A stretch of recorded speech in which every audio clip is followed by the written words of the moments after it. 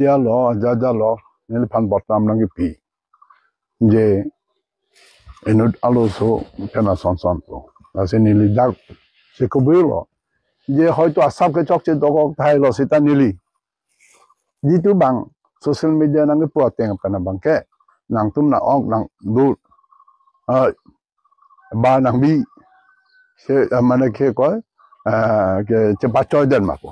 la sini rat dalang polo ne cepat coy che se me ta tangun mun the bang le bu nang ji bo te bang che koi pa ut pa bang ke dolo mun the lai bang che koi pa ut pa chot te ta dak mo phong sa la dak ta ha ko din ha ko ju pen bisa kinda do ko pot e ke se than nam se me long sa long ta dam lo long sa bang ni phan permission ong pi lo nang cha jak e kur senam da jon senam ta ho ai senam ta la ha bisal bang ha la dak ba phong sa to long che than nam ke me bu se pi ni dak ka bang penang jong phan che than hor bong hor thei la pen ke ai pusi ni li pulo je la hai bang ne phanang nang ke putap nang ke bu phu apot nang ni tum nang bisat ba nang sai tum tha na si dak mo phong sa tum e hima sa tum kakre tum ni phan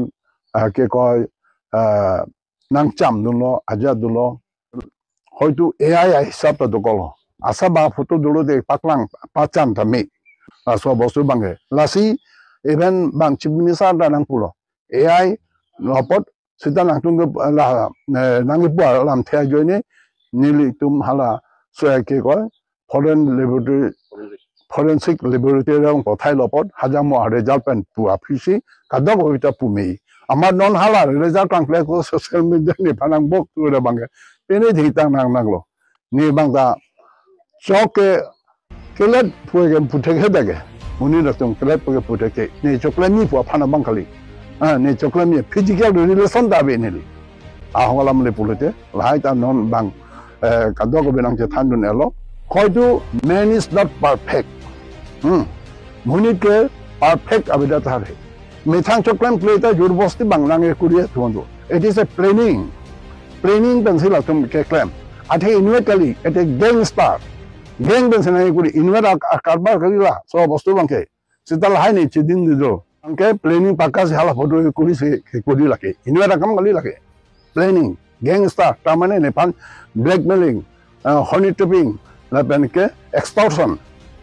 la ke thom ta la dak dolo honey trapping blackmailing extortion lolo mati hala dak klang loke hai dolo lage mukela je than bo ma banglote